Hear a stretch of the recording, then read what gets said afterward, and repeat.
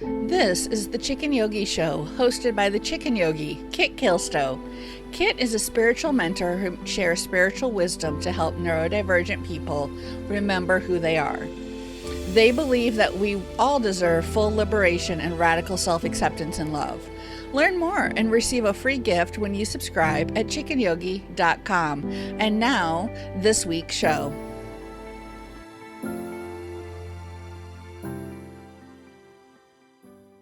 Hello, everybody. I'm Kit Kilstow, the host of the Chicken Yogi Show. Last week, I talked to you about kind of my pivot towards spirituality for neurodivergent people, why I feel like that's important. And we talked a lot about the dark night of the soul. And I promised you that this week, I would talk about how burnout is similar to a dark night of the soul. Now, they're not necessarily the same things. You can be going through a dark night experience without dealing with burnout. And conversely, you can be dealing with burnout, but not be going through a dark night experience. But the two have a lot in common. And a lot of times they go hand in hand, especially for neurodivergent people.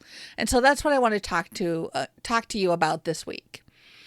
So I think it's important to just really quickly, I'm sure you guys know this, but if you're new to the show, if you're new to learning about neurodivergence, then the fact that there's burnout, which there are thousands and thousands, maybe millions of pop psychology articles written about, the ones that tell you to take a vacation, to take a few days off, to spend more time caring for yourself, and then everything will be okay.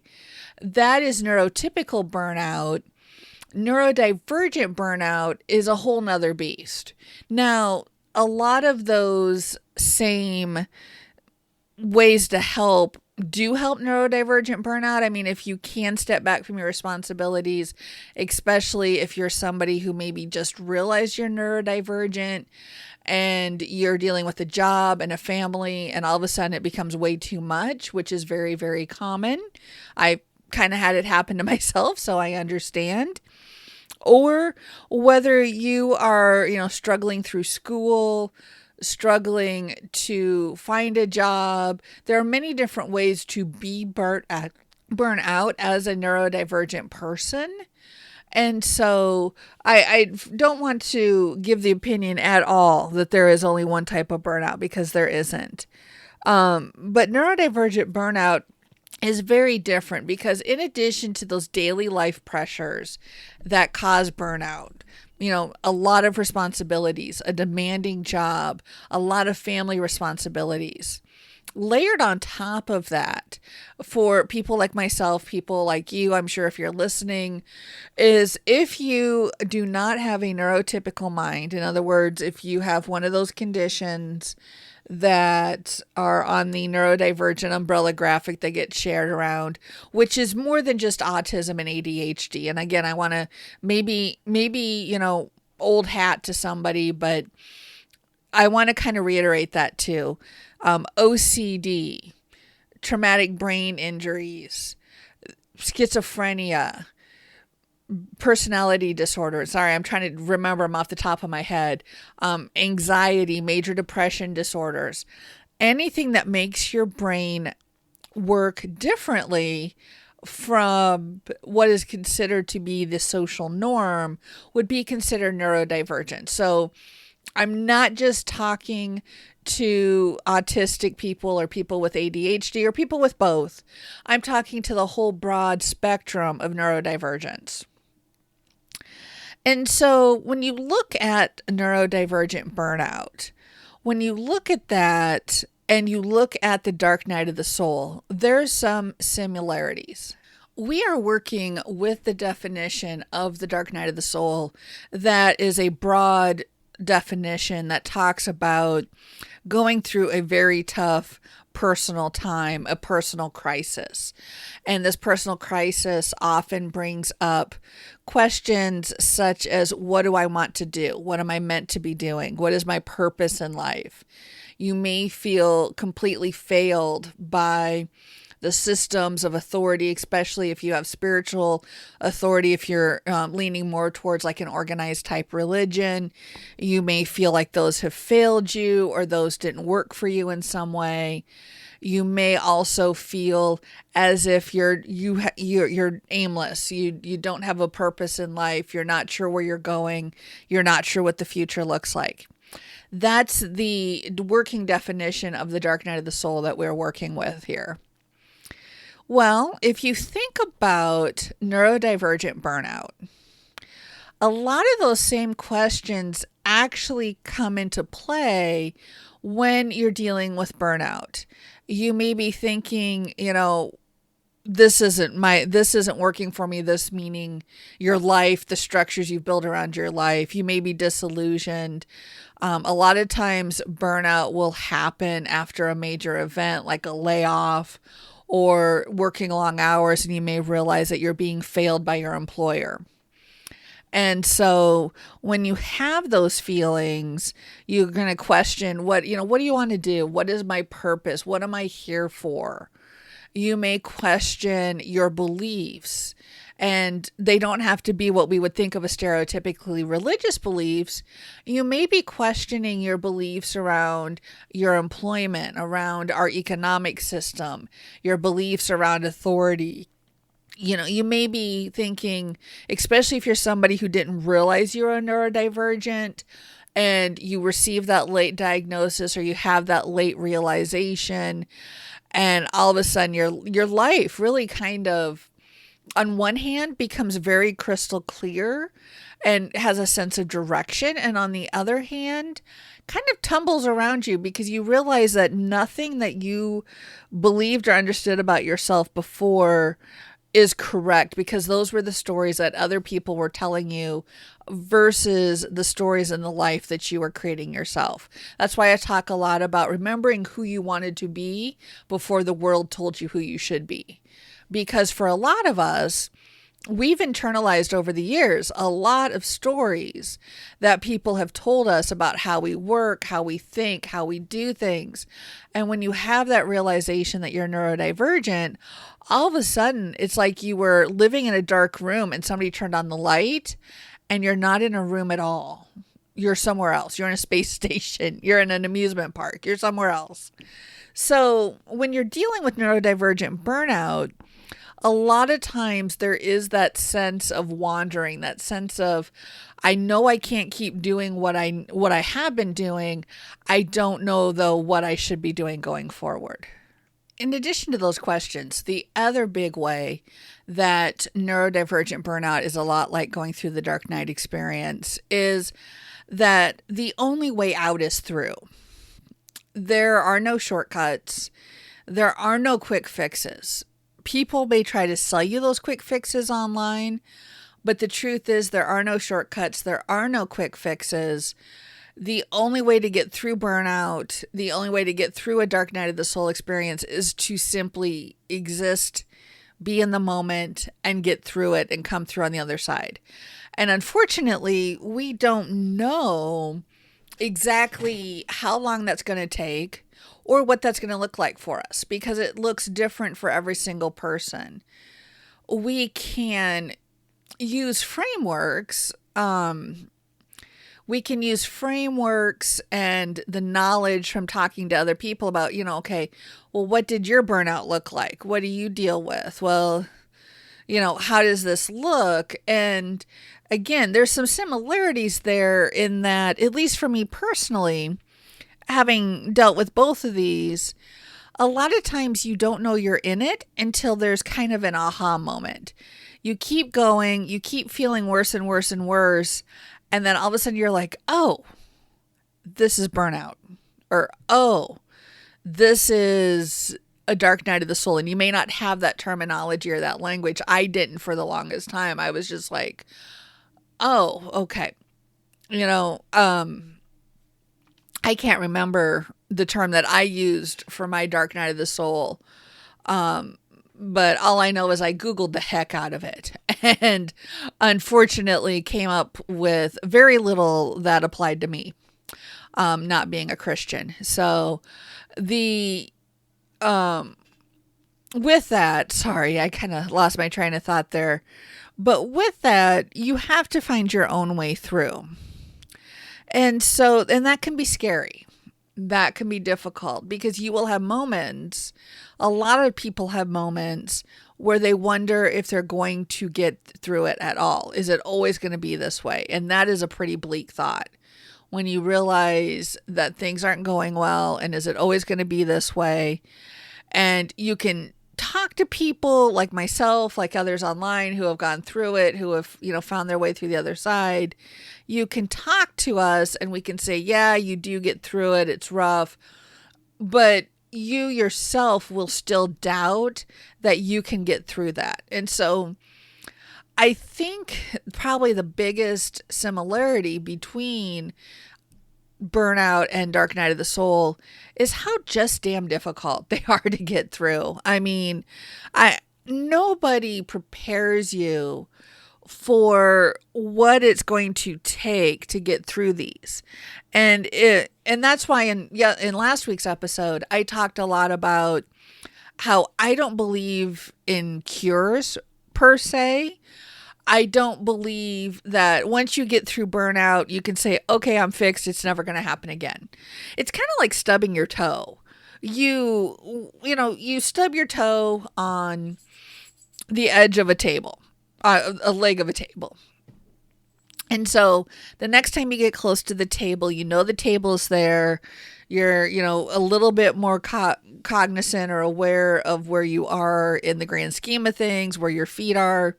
Or, an even better example is working with the horses. Anybody who's worked with horses know that you got to watch where your feet are going because the horses don't watch where their feet are going. And so as somebody who has worked with horses since my teen years, and I am, might as well say I've worked with horses for at least 30 years in some way or another. I can be super duper aware. And it happens with my guys out here in the field. I'm super duper aware that I've got to take care of my feet. I'm wearing boots. I need to, watch where my feet go. And no matter how careful I am, inevitably, somebody puts their hoof on the edge of my boot. Usually not fully on my foot anymore. It happens occasionally, but usually it's somebody grazes the edge of my boot. It happens. I mean, I can't say that, I'm going to watch my feet and I'm absolutely 100% cured of getting my foot stepped on because I can't control the horse. I can to some extent. I can, shift body weight. I can be aware of, where I am. But the horse is going to put his foot down, especially if I'm trying to work with his feet. I've got a couple that are touchy about that. He's going to put his foot down where he wants to put his foot down because he's a 1,000-pound animal and no one can be the boss of him. So, which is probably being a little harsh because he's a big love bug. So, but for the most part, yeah, I mean, burnout is like getting your foot stepped on by a horse. You can do everything you can to avoid it. You can be aware of the troubles that's going to happen, the signs, the symptoms, but inevitably it'll happen. And the best thing that I think we can do is, again, think of it as remission, think of it as prevention, think of it as arming ourselves with the tools so that way we have the knowledge to recognize it. Because you have to recognize, for example, and obviously with a 1,000-pound horse standing on your foot, it's pretty easy to recognize, trust me. But you have to recognize, hey, something's going on here that's not good for me and I need to fix it. And so usually once you recognize it, then you can start to take stock, determine what you need to do. And so that's how these two things, the dark night of the soul and neurodivergent burnout, are the same. Just to kind of recap, because I feel like I've been rambling here this morning as I'm recording this, but just to recap, you have to go through them. There's no shortcuts. There's no quick fixes. You sometimes don't recognize them when you're in them. And then once you do recognize them, you may or may not be able to take steps to mitigate them or work towards easing them. And there really is no permanent cure. It's a matter of being aware of the symptoms, aware of what leads to it, and then working to avoid it from happening. But sometimes you can't avoid it and it's not your fault. So those are the three ways that they're the same.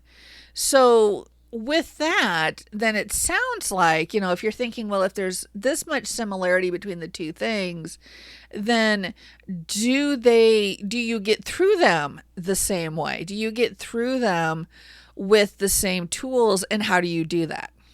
So again, saying, just a reminder, not everybody's the same.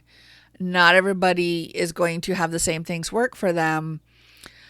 Probably at least for me, and I think for a lot of people, finding connection and safety those two things are going to be your best allies in not just sending you through and out of burnout or a dark night, but also giving you a safety net to kind of help keep you from, if not dropping into them completely, at least giving you something to support so it doesn't feel quite as bad. So let's talk about connection and safety and what that looks like. Safety is the biggest one as far as I'm concerned.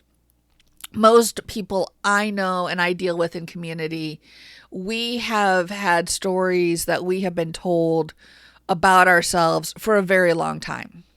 And a lot of these stories don't involve any acceptance, don't involve any understanding of how our brain works. They are more accusations. And we carry these stories with us, especially if we were told them as a child. And they hurt, and they can affect how we deal with burnout. They can affect how we deal with a dark night of the soul. And so safety to me goes hand in hand with liberation.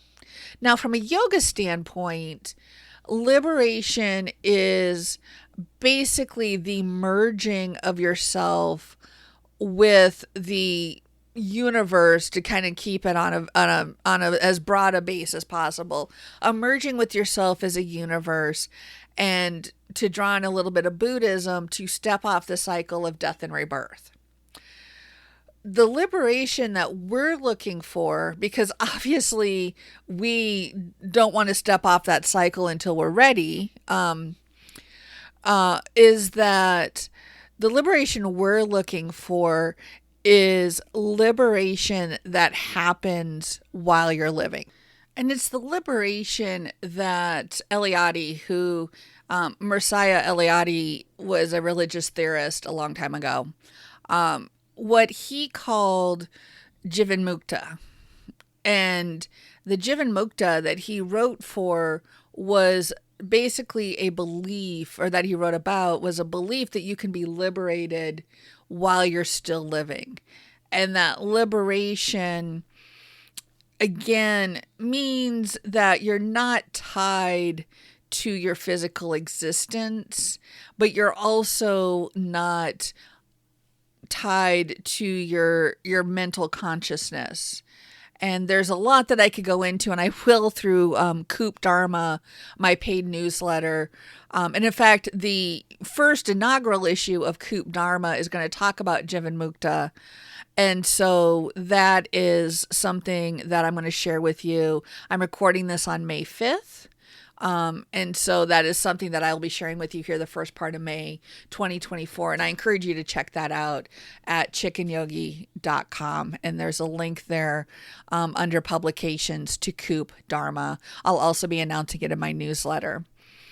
So this liberation, to me, especially as somebody who has been told by society that I am different, or that the way I think is wrong, this liberation to me involves a radical acceptance and love of myself. And I'm not talking about being self-centered. I'm not talking about being narcissistic. I am talking about full love and acceptance, understanding that I am a human being having a human experience. My human experience is different from other people's human experience, and that my human experience, however that feels in my body, however that feels in my mind, whatever emotions, whether I can name them or not, that brings up, that human experience is okay. There is nothing wrong with that. And if I need to, feel my feelings, if I need to cry, if I need to engage in some self-soothing behaviors like rocking or jiggling my leg like I'm doing now, honestly, or, go walk out with my horses or just stand on the porch and just take in nature, whatever I need to do in that moment is okay. And as long as it's in line with my personal ethics. And I try to live by Ahisma, which is the first yama of yoga, which is nonviolence. And I've blogged about that before. And I'll blog about that again because it's something that I'm consciously always thinking about, always trying to gain a better understanding for what does nonviolence mean for me in this society, that sort of thing. So this love and acceptance, this liberation that I am striving for and that I want to help you strive for, I feel like is one of the best ways, one of the best foundation stones to help hold that safety net against the dark night of the soul and hold that safety net against burnout. Because once you have that acceptance, you treat yourself better. You start to do things that will take care of you, shutting down the computer if you are, pushing too hard, saying no to responsibilities. When you do that from a place of liberation, you can start to build that life in those systems that all of those pop psychology articles talk about. The problem is those pop psychology articles, to kind of bring this full circle since we're about at the 20-minute mark here, the pop psychology articles, the systems that they talk about are really only accessible to people with systems of support, to people who are supported by this society, and to people who have the privilege to be able to take a few days off. And let's be honest, a lot of us have worked at jobs, whether it's something like retail or fast food or a big box store where you can't take days off, or whether you're in a technical position and you're in the middle of a big launch and there's no days off available, or you're working for yourself to where days off maybe need to be, if not fully scheduled, at least you need to be aware of how many hours you're working, because if you don't work, you don't make money. There's many different ways that the privilege that is mentioned in those pop psychology articles actually doesn't manifest or has barriers to manifesting in a lot of our lives. And so when we look towards finding that liberation within ourselves, that to me is one of the best ways to move through the dark night of the soul. When you start to believe that you are worthy of care, that you are worthy of being treated with respect, that you are worthy of having your needs met, and you are. I know that there are people out there who are listening to this thinking, yeah, other people get that, but not me. I understand. I have been there. I have felt that. But when those thoughts come up, it's also important to know that those are thoughts that other people have told you. That all of us inherently, regardless of any categorization that our society could put on us, all of us inherently are worthy of being supported. We are worthy of having care, and we are worthy of that liberation, of that Jiva Mukta, that we are worthy of having our needs met. And it is not us that has failed, that if things are, happening that we don't have that experience in our lives, that more than likely it's those messages that we were told, as well as the way that our society is structured. So I think I want to wrap it up here and basically know that if you're not comfortable with my using of the terminology dark night of the soul, and I get that, that's a pretty spiritual term. A lot of people, because of things that have happened in the past, because of certain organized religious beliefs, I was just kind of doing some research on that this morning. Because of that, a lot of people aren't comfortable with those spiritual terms. And so if you can think of it as a burnout, as a neurodivergent burnout, you're not going to be too far off the mark. And that might be a term that you're more comfortable dealing with. So again, I want to thank you so much for listening to me today. Again, check out that Coop Dharma blog. That is a sliding scale, pay what you can. I think it starts at $3 a month. So pretty minimal blog where I'm going to dive deeper into some of these topics that I talk about on my podcast and my blogs. And I encourage you to check that out at chickenyogi.com. And if you are resonating with what I'm saying, if what I'm saying is really touching you, let me know. I would love to hear from you. I am here. I am always here for you. And I want you to know that you are not alone. You deserve to be supported. You deserve to be cared for. You deserve respect. And if you need help getting through burnout, a dark night of the soul, I want to encourage you to reach out, because I am more than honored, and I am here to be your guide to help get you through that. And perhaps together we can start building systems and chains of systems that will help lift all neurodivergent people out of systems that don't work for them, out of dark nights of the soul, out of burnout. And hopefully, everybody, we can just spread it, one person at a time, hopefully help people to see that you're not alone, and that we are all worthy of that liberation. So don't forget to be kind to yourself this week. I'm going to switch gears a little bit in next week's show, and I can't wait to get that to you. Thank you so much, and take care. Thank you for listening to The Chicken Yogi Show, hosted by the Chicken Yogi, Kit Kailstow. Kit's passion is creating neurodivergent liberation in all its forms through spiritual and creative mentoring. Remember who you were before you were told who you couldn't be. The Chicken Yogi Show is distributed on the Muse Charmer Network. Learn more at chickenyogi.com and subscribe to our newsletter while you're there for a free gift. Please follow the podcast at podcast.chickenyogi.com or on your favorite podcast app or platform, and check out all the shows on the Muse Charmer Network at musecharmer.com. Subscribe wherever you listen to your podcasts. Music is Running with the Horses by Purple Planet Music. Their website is purple-planet.com. This show is copyright 2024, all rights reserved by the Chicken Yogi and Kit Kailstow.